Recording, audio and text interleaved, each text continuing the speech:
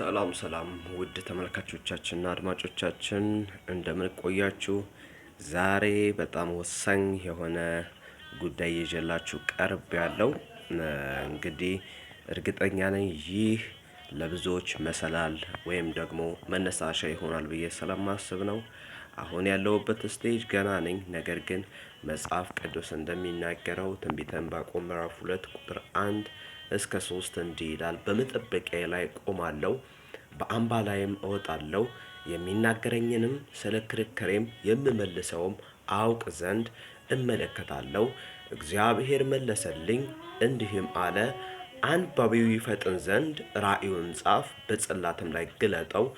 ራእዩ ገና እስከተወሰነ ጊዜ ነው፣ ወደ ፍጻሜውም ይቸኩላል። እርሱም አይዋሽም፣ ቢዘገይም በእርግጥ ይመጣልና ታገሰው፣ እርሱም አይዘገይም ይላል።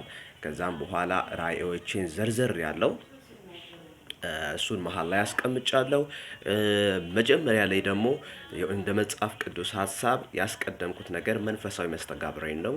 ወይም ደግሞ ማቴዎስ 6:33 ላይ ነገር ግን አስቀድማችሁ የእግዚአብሔርን መንግስት ጽድቁንም ፈልጉ፣ ይህም ሁሉ ይጨመርላችኋል የሚለውን የመጽሐፍ ቅዱስ ጥቅስ ወስጄ ከዛን የመንፈሳዊ መስተጋብር እቅድ አውጥቻለሁ። ከዛም በኋላ ጽኑ ራእይ ወይም ጽኑ ህልምን አውጥቻለሁ። ለራእዩ ደግሞ ትጋት ወሳኝ ነገር ስለሆነ ያው ከኔም የሚጠበቀውን ለመስራት ምሳሌ 12:27 ያለውን ወስጃለሁ። ታካይ ሰው አደን ምንም አያድንም፣ ለሰው የከበረ ሀብቱ ትጋት ነው የሚለውን የመጽሐፍ ቅዱስ ወስጄ ሳሪዳ እቅዴን አስቀምጫለሁ። 100% አምናለሁ። መጽሐፍ ቅዱስ እንደተናገረው ራእዩ ይፈጥን ዘንድ አንባቢው ራእዩን ይጻፍ፣ ከዛም በኋላ በጽላት ላይ ግለጠው ማለት ልክ እንደዚህ በወረቀት ወይም ደግሞ በትልቅ ቦርድ ጽፎ ይለጥፈው ይላል። ዛሬ ላይ እኔ አምኜ ለጥፍ ያለው እንግዲህ መጋቢት 5 2017 ላይ ነው ይሄንን ጽፌ ለጠፍኩት። ለምስክርነት ይሆን ዘንድ ነው። እግዚአብሔር እዚህ ከፍታ ላይ አድርሶኝ ደግሞ ይህን ቪዲዮ ለሁሉም ሰዎች ምስክርነት ይሆን ዘንድ አስቀምጠዋለሁ።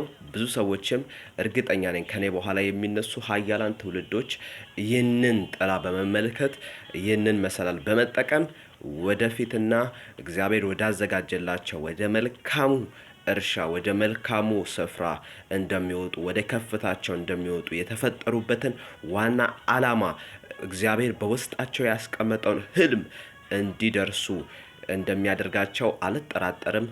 እኔም አሜን ይሁን ብዬ ተቀብያለሁ። አሜን ይሁን። ሁላችሁም ኮሜንት ላይ አሜን እያላችሁ ጻፉ። ተባረኩ። ይህን የምታነቡ ሁላችሁም ለኔም ለሌሎችም ሁሉ ጸልዩ። ለራሳችሁም እንደዚሁ እቅድ አውጥታችሁ ለጥፉ። እርግጠኛ ነኝ አታፍሩም። በእግዚአብሔር ተስፋ ያደረገ አያፍርም ተብሎ በእግዚአብሔር ቃል ተጽፏልና እወዳችኋለሁ። ሙሉ ተስፋ ሙሉ እምነት የእግዚአብሔርና ከእግዚአብሔር ነው። ተባረኩ።